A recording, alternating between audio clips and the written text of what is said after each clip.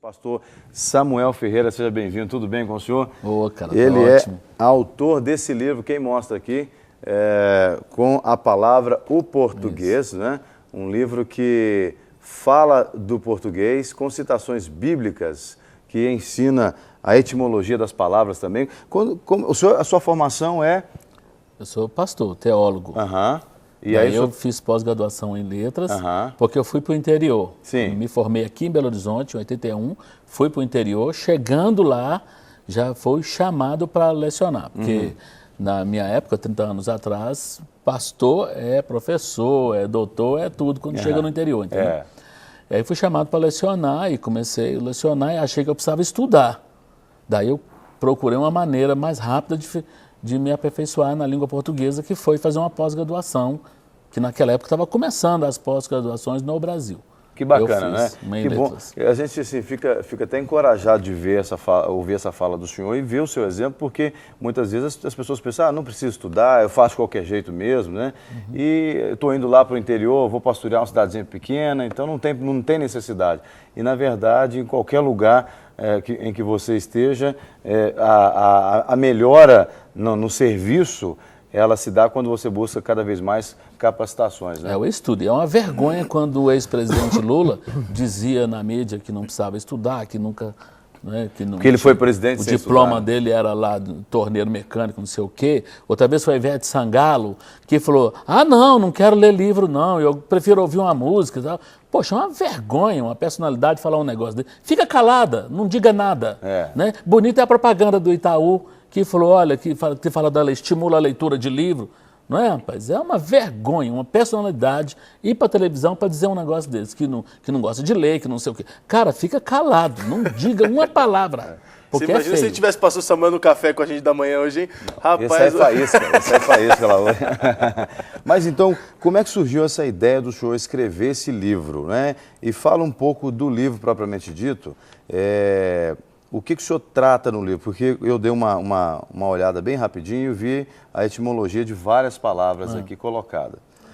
Então, no caso, como é que surgiu essa ideia? Eu comecei dando aula de português normal. Logo em seguida, fui trabalhar logo com um cursinho pré-vestibular em Montes Claros e eu dava aula de português. E eu me interessei de cara pela questão gramatical mesmo. Literatura, essas coisas, eu tive que estudar um pouquinho, mas... O meu foco sempre foi estudar gramática. E cursinho era o problema dos macetes, né? Que era rápido, você tem que pegar aquela turma ali em poucos meses e preparar aquele pessoal para o vestibular. E, inclusive, o diretor do cursinho, que hoje é um político famoso aí, na época ele obrigava a gente a fazer o vestibular para poder dar o gabarito antes dos alunos saírem, a gente já estava com o gabarito lá fora, o gabarito do cursinho, entendeu? Sério? Então todos os professores tinham que fazer isso, entendeu? Então, depois eu fui dar aula também em faculdade teológica. E sempre, as minhas aulas, em vez de pegar o sujeito, predicado, retomar aquela coisa, porque os alunos, mesmo de curso superior hoje no Brasil, eles tinham que voltar lá para o primeiro aninho, você entendeu? Para estudar coisas básicas. E eu pensava comigo, eu não posso fazer isso. Eu não posso tomar o tempo, nem perder meu tempo de ninguém. E aí eu ia direto para aqueles casos lá do cursinho, aquela lista que eu ia fazendo, os sermões, muitos que eu ouvia, e ficava assim, não, pastor, está fora, está errado. Anotava, falava, os pastores têm dificuldade nessa área, tem nessa outra, tem naquela questão do aonde que o cara falou ali. Aonde eu estou? Falei, não. O Lobão já falou isso. Aonde está você? Me telefone. Aonde é só com verbo de movimento. Ô, Lobão, aonde é só com verbo de movimento. Então você tem que decorar quais são os verbos de movimento. Ir e vir, entrar, sair e tal. São poucos, chegar e tal. Aí, no mais, use onde que você não erra. Mas você não acha, por exemplo, que hoje o português, como a língua exige ser falada, a língua escrita, porque a língua falada é mais dinâmica do que a língua escrita. E o povo hoje não está muito preocupado com língua escrita, principalmente depois da era da internet, né? Onde você resume tudo, é código, é abreviação e tal. O senhor não acha, por exemplo, que esse português escrito padrão, se a gente pode usar esse termo, ele não é falado só na Academia Brasileira de Letras hoje? O pessoal está realmente esquecendo ou não se importando com a qualidade da língua que se fala? Tá, só que agora a turma está pagando caro, porque algumas empresas em São Paulo, isso saiu na televisão recentemente, estão obrigando o cara a fazer uma redação. E aí descobriram que talentos maravilhosos perdem o emprego porque não conseguem escrever. Fica só no VC, nos códigos e tarará, entendeu? Ou seja, nós temos que ler e nós temos que escrever. Escrever o sermão que houve na igreja, escrever bastante mesmo e ler muito para poder desenvolver isso. Outra coisa que me chamou muita atenção é a questão de trazer a Bíblia para dentro do português de forma não agressiva.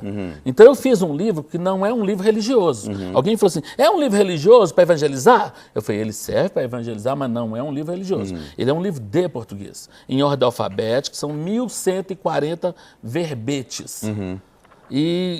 E aí, meu sonho era poder ilustrar tudo com a Bíblia. Só que na Bíblia, em uma versão só, você não acha muita coisa. Sim. E aí eu pesquisei em 12 versões da Bíblia os termos para ilustrar o ensinamento do português. Então vamos dar um exemplo prático para quem está em casa entender do que se trata o seu livro. Pega aí um exemplo que o senhor acha que seria interessante trazer agora para o nosso público aqui. Por exemplo, o sujeito fala, fala discreção, por exemplo. Que é uma palavra, acabei de abrir aqui. Discreção, querendo dizer o quê, né? O termo, em qual contexto que ele aplicou? Ele confunde com a palavra discreto. E aí, quando ele puxa para esse substantivo, quando ele dá essa virada no termo e vira para virar um substantivo abstrato, porque tem que acrescentar o sufixo cedilha, alt e tal, aí ele acompanha o do discreto e aí ele se lasca. Porque o termo lá atrás no latim é discri. Não é? Então, discrição. A palavra privilégio, por exemplo, que todo mundo fala privilégio, é um privilégio estar aqui nesse programa de televisão. Que privilégio, rapaz? Cala a boca. É um privilégio. Porque vem do latim privilegium, de duas palavras. Mas aqui privos, o povo mais não, lex. mas o povo não está falando nem o português disso, ainda está exigindo o povo falar latim, professor? Não, é para saber. Não estou exigindo nada, rapaz. Professor, fala a verdade, quando a gente estava no café da manhã, o senhor estava só com a listinha anotando, eu, o Jean e o Gustavo Pobe ali. Eu tive vontade de anotar, mas assim, não deixa pra lá, senão depois nem me chamam para entrevista. Eu preciso divulgar o livro, cara. Não, o que o Jean está falando... Mas nós temos que ser corrigidos. Né? Inclusive, o senhor poderia ser o porque a televisão é norma culta, cara. Pensa assim. Nós temos mas a gente... gramática descritiva e temos a gramática normativa. Sim. A normativa é essa gramática cobrada nos concursos, cobrada na televisão, cobrada pelas pessoas que estão falando, porque o resto do povo está ali. Não, rapaz, o pastor Jean falou, ele sabe, ele é pastor. Aquilo que você falou é errado, agora vai ser multiplicado. Se você falou direitinho, bacana e tal, o cara falou, não, o pastor Jean não fala assim não, ele falou que essa palavra é assim. E tal. Por isso que a gente tem que se esforçar para usar a norma culta. Agora, as pessoas falam a gramática descritiva. A gramática que é falada pelas pessoas do jeito delas. E aí, se você precisar se comunicar com a pessoa que fala tudo atravessado, você fala atravessado também. Porque senão ela não vai te entender. Mas o senhor sabe como é que eu falo? Eu, além de ser apresentador aqui na TV, eu sou locutor já há muitos anos, sou locutor na rádio também. E eu sempre digo isso para as pessoas que querem trabalhar com a mídia.